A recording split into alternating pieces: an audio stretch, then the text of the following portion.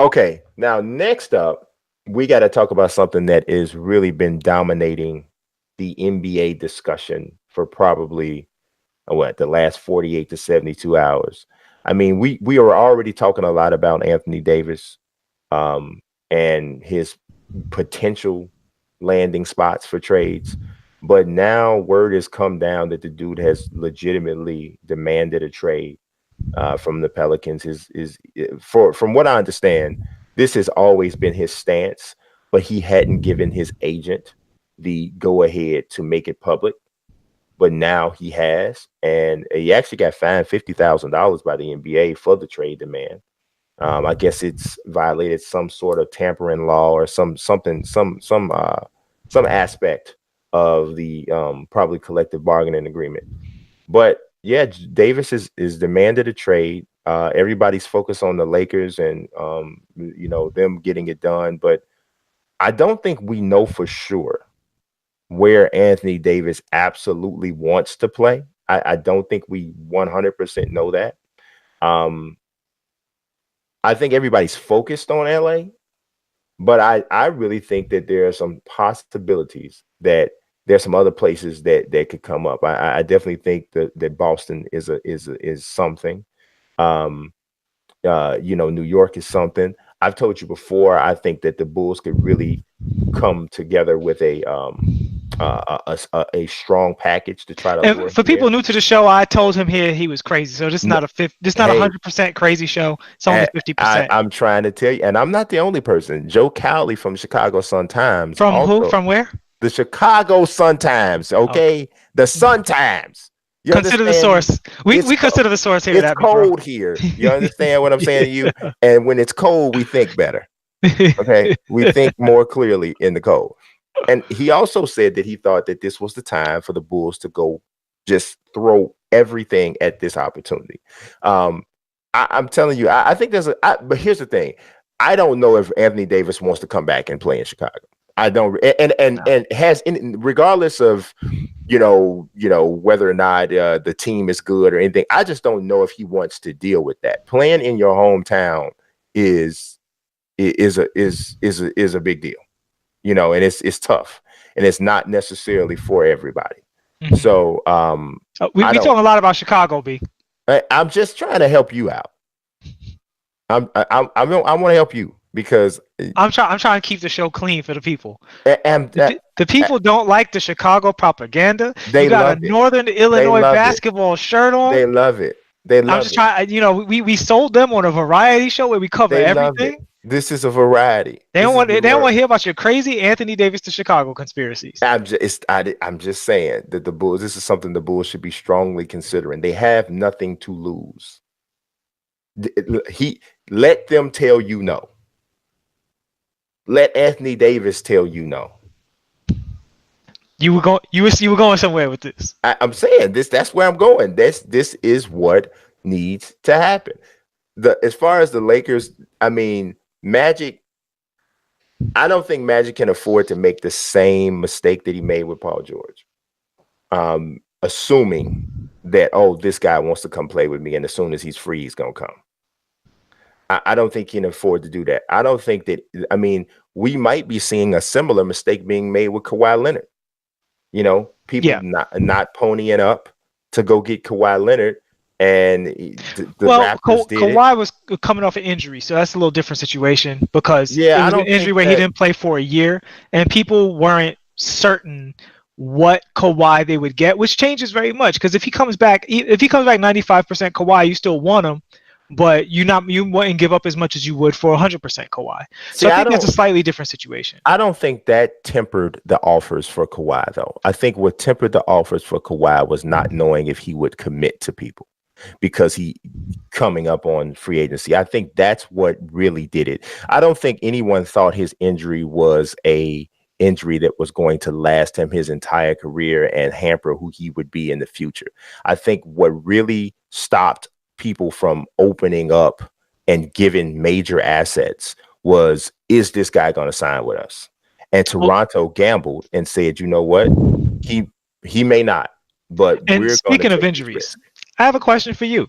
Yes. Anthony Davis has had a lot of injuries in his career. And I know you have a soft spot for players who get injured all the time, but let's just put that aside for 1 second. And then that happened. And then that occurred. Let's put that aside for 1 second. And then that occurred. Do you think teams outside of Boston, because Boston has too many assets right now, they have so many assets that they literally can't give them all playing time. Boston aside, do you think these other teams who would almost definitely have to give up something that they want or need should go all out? Now, I'm saying if you could get them for, 75 cents on the dollar, obviously you want it. But it's looking much more like you're going to get them for $2 on the dollar, right? Mm-hmm. Like the Pelicans are only going to let this guy go if you trade at a negative. And if you look at his stats, it seems obvious to say yes. But when you look at his injury history, he is a guy who's one of these people that grew up really late and a lot, right? Like he sprouted from 6'2", I think 6'4", early high school, shot up to 6'10", 6'11", right? And his body never seemed to fully adjust to it, because some people get one injury that's a nagging thing, and then once they get over that injury, they're fine. Occasionally they have to have a tune-up on it, but they're generally okay. We see this a lot with a knee here and elbow there. But then there's guys who turn into the operation man. Is there a part of him that hasn't been injured? I know we have a lot of 2K fans on the show. When you go to the injury screen where they look like the guy, I think his whole body red. He looked like he already on the Bulls. Covered in red, right?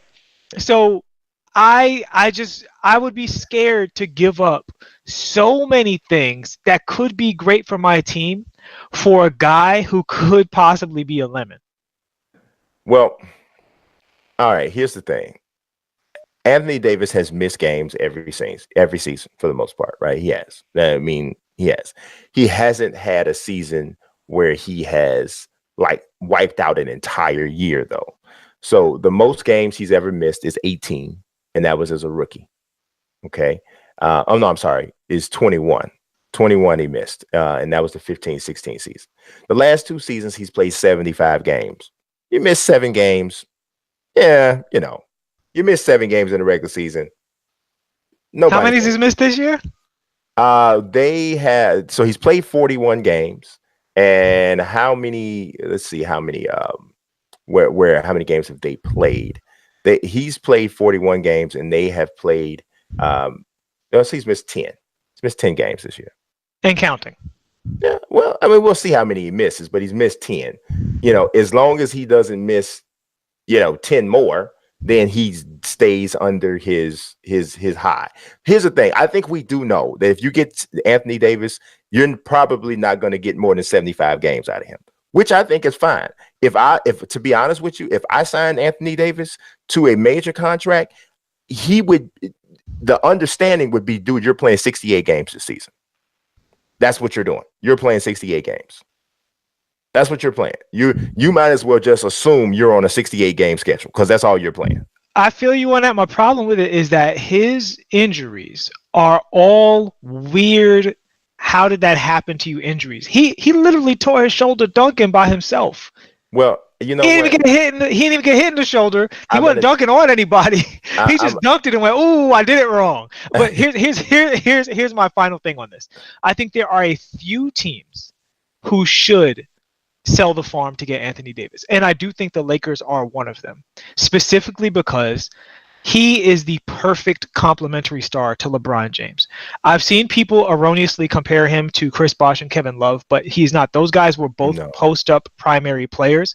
Anthony Davis's primary mode of scoring is really Sean Marion points. We don't need to draw up a play for you for a lot of your points. It's not that they can't or won't or shouldn't draw up plays for him, but they don't have to. He's going to get 15 points just from being in the right place at the right time, being athletic, having a good nose for the ball, being super talented, right? Yeah. And with LeBron, that's the perfect person for LeBron, because he can run pick and roll. He'll be good in the fast break. He'll be good in the half court. He's great defensively, which LeBron definitely needs. And he can hit the three when LeBron goes to space, spreads the floor. outside of the Lakers, the dude can do everything, bro. It hasn't resulted in a whole lot of winning. And I understand people want to say that's not his fault, but I would also say I don't think the Pelicans are a bad team. They've got good players on their team, especially right now. They have had some mismanagement. They probably should have held on to Buddy Hield, obviously. That wasn't great, trading away a young player like that. They didn't hold on to Boogie Cousins after they acquired Boogie Cousins. For whatever reason, everybody expected him to stay with that team. It wasn't working. It didn't have a lot of time to work either. Yeah, it had enough time to be better than it was. I would say that I think I thought at the time that they should have given that a whole year to work and maybe even taken a risk on it, precisely because of this. Because Davis is getting antsy. Him being there and having a good relationship with Cousins, those two trying to make it work, they were alternating nights where they were putting up crazy numbers. Cousins goes for 40, 20, and 15, and then the next night Davis does it, right? Mm-hmm. The thing about that is no one else had an attack to match that. You couldn't match up with it. So if they could just fill out that roster and figure out their coaching situation, not even replacing it, but just what adjustments needed to be made, they would have had a unique path to victory. They wouldn't be copycatting the Golden State Warriors or the LeBron method of winning. It's the new age. It's the new age Twin Towers. Correct. This is what they had. So mismanagement has put them in this situation. But at the same time, a lot of teams would love to have Drew Holiday. Apparently, Jahlil Okafor knows how to play again. Well, Jahlil Okafor never forgot how to play. The only problem is he stopped getting opportunities because what his weaknesses are being right now in the NBA. His weaknesses are viewed as the worst weaknesses for a big man to have. Yeah, because he can't defend, he can't shoot. But he's also mostly he can't move. He looks like he's in better shape though, but he's moving better with the Pelicans. Yeah, he is. He's in much better shape. Yeah, so that's the thing. They've got him in better shape. I know he's learned his lessons from Brooklyn and Philly and all that stuff, and the coaching has him playing well, right? Really well in the last 5 games. He did crazy the last 5 games. Playing great. So here's the thing: they have talent there. I feel like on paper, there's no reason they should be a worse team than Portland, who they swept in the playoffs. I don't know why they're worse than Portland. They don't have bad players. Drew Holiday's a good player. Very good player, actually. A very good player. One of the most underrated players in the NBA. Yeah, I think Julius Randle is a very good player. He's an outstanding player. Right, and even Elfrid Payton. I know Elfrid's been hurt a lot this year. And Etuan Moore is a really, really, really strong role player. Right, and Elfrid is coming along. And if he's been hurt this year, but when he plays, they tend to do well. And it looks like Mirotic they've had a lot of injuries. Had a lot of injuries. Correct. And I think that has a lot to do with it because Mirotic is a really valuable part of their team. He's been hurt. Davis has missed 10 games. Etuan Moore has missed a couple games. I think Drew Holiday's missed, and Elfrid Payton's been out. So that's a lot of guys out. Point being, when they get healthy, if the team doesn't look much better than they are, right? They should look like a team playing from behind, but a team that should make a run. Not to win it, but they should go on some win streaks. They should just be prone for a couple of good 7-8 game win streaks, a couple of 8 and 2, 10 game blocks. They should have that. And if they don't have that, my thing about Anthony Davis is the kind of great that he is, you need him on a team that makes you a championship contender. Yes. You don't want to just put him on your team the way you would a Kobe or a LeBron or a Steph Curry or a James Harden, where you say, I know how the offense revolves around you. I don't think the offense revolves around him. I think you plug him in almost like an MVP caliber role player to a degree, where he's just a guy that does everything so well that you don't have to ask him to do anything specifically all the time. And you have another guy who you do ask, you carry this all the time. You are always responsible for this. LeBron James is always responsible for carrying the offense of the team, right? And I think him and Anthony Davis, you can put almost anything around them, and that team is a handful. I mean, right? if you have LeBron, Anthony Davis, one more guy that can create off the dribble, and 2 shooters, it's and in the case of New York and LA, because of both their talent, youth, and financial situation, and in case of New York, the draft pick as well, Anthony Davis going to LA or going to New York is a recruiting tool, right? Like, people want to play in those areas, and all they need is a better reason to go. beyond what's there. And this is still even the case of with LeBron. If LeBron had a better reason to pull people, they'd be more willing to go. And Anthony Davis is that reason. But outside of New York and LA, I'm not sure how many teams should really sell the farm to get Anthony Davis. Like, for instance, your Bulls, part of the reason I joke about it is I don't think there's any scenario where, oh, I shouldn't say any scenario, but I think in most scenarios, you guys are better off figuring out your internal structure situation and working on the young talent that you have and that you're going to continue to acquire in the state that you're in. Because you guys are on the Philly path where in 2 or 3 years, all of your young talent starts to pop and you guys are in the playoffs and you haven't even really paid anybody yet and you're primed to get a major free agent. You bring in Anthony Davis and now you guys got to start making decisions about how to utilize him now, because he can't have too many wasted seasons. Normally, I would agree. But the reason with the Bulls, I don't think that's a practical path, is because historically, the Bulls have never, ever, ever done much in free agency. They have struck out in that area for decades, right? Every time the Bulls have ever been good, their core has come from primarily the draft. And then a key trade. Every single time the Bulls have ever been good, that's how it happens. But my point is that you guys will be building off of your 2 draft picks, who are both good players, Wendell Carter and Lauri Markkanen. And Lauri Markkanen seems like he has a ceiling of a serious all-star. Struggling really bad right now, but yeah, but I mean, he's a young player coming back from injury, so I throw what he's doing right now. I think he's struggling because he can't find how to play with Zach. Yeah, well, I think there's a lot of things. There's a lot of reasons for him to be struggling. He's coming back from injury. He is a young player. He's got new people that he's playing with, a new coach that he's playing for, and your management's in turmoil. So what he's doing right now, I kind of throw out of the window because I think the better evidence is what we've already seen from him. Yeah, I would agree. He looks like he has a high ceiling. I'm giving Chicago credit, and you're fighting me. No, this is how we doing at me. No, I'm giving you the real. Understand this? I'm telling you what's from somebody who's watching them all the time. I don't disagree about Lauri. I do. Right. But there's some concerns this year because he's like he can't shoot a skill in the ocean. But I know why. But here's the thing: between Lauri, Wendell. I was actually say your point guard, is it Dunn? Chris Dunn. Dunn. Mm-hmm. And the draft pick you have coming up, that's a lot of young talent that you guys have to focus on nurturing.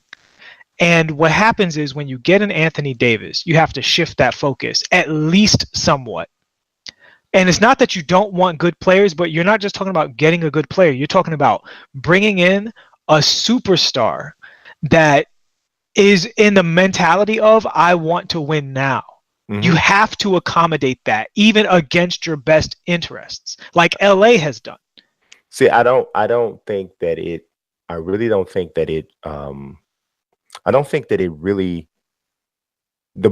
here's the thing.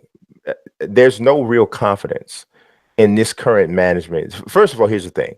I don't think any of that needs to take place unless the Bulls are going to flip the management structure overall. I really just don't think that John Paxson and Gar Forman are capable of guiding the team to a championship level. I don't think they're capable of hiring and retaining an effective head coach. I don't think that, they've had umpteen chances to try to do that and they haven't been able to do it. So I hesitate to bring anything of value into the organization because it just doesn't appear as though it's going to be used properly. But if you look at the Lakers, I understand what you're saying, but it really, really pains me to give up Kyle Kuzma if I'm them. Kyle Kuzma is a guy to me who I think no matter who he's playing with, no matter how he has to adapt his game, this guy is going to be a major contributor on a winning basketball team. And if that's what the Pelicans are demanding that I give, and I already have LeBron, and I already have a bunch of stars around the league that I think that I have a realistic chance of luring. Kyrie's talking about he'd be interested in coming back to play with LeBron again, and we get rumors about that. I don't know. I sacrifice Kuzma if I I would definitely sacrifice Kuzma, specifically because Kuzma is established as a reliable third scorer in this game on a good team, right? Like he has that level. Now he hasn't proven himself as a defender or a playmaker. That's totally fine as a utility, as a resource. When you're talking about possibly having a core of LeBron James, Anthony Davis, and Kyrie Irving, he becomes an expendable resource. Well, because you can get another version of Kai, right? And that's my point with the Lakers and the Knicks. You guys can give up something that you would rather not give up. Like everybody's talking about, if we get Zion Williamson and blah blah blah, you know, that's a different conversation for another day. But people are saying that, like, you know, they just willingly throw away Zion Williamson for Anthony Davis. Now, I'm not necessarily about that. However, it's understandable, because if you could in any way get Anthony Davis into New York, it almost guarantees that whatever the scenario is, you will get one or two other people in New York, because of how badly people want to go to New York. The upper management in New York is actually very liked around the league. People like Fizdale. They like our upper management, like across the board, except for our owner. You have a pretty good feeling about that in New York. You have a good feeling about that in LA. Most other places, I think Anthony Davis leaves. Yeah, and I think that's the real fear there. But it's going to be interesting to watch and see how this develops over the next 2 weeks or so. Yeah, and for people watching, we're not counting Boston, because they can't trade for Anthony Davis unless they got rid of Kyrie Irving. And what looks like makes most sense for the Pelicans is to have the entire league bid against the trade deadline, because if it hits the trade deadline, Boston basically wins, because they're going to keep Kyrie Irving, they're going to get Anthony Davis, they're going to still have some young talent, whoever that may be, and they'll be fine, and they'll have one of the best coaches in the league. They'll be great. So the rest of the league is the one that has to bend over backwards right now in order to prevent Anthony Davis from being traded to Boston. Yeah, and I'm telling you, I think the Bulls ought to throw their hat in that ring, but it's just what it is. But yeah, sad. It's real. It's so real. It's so real.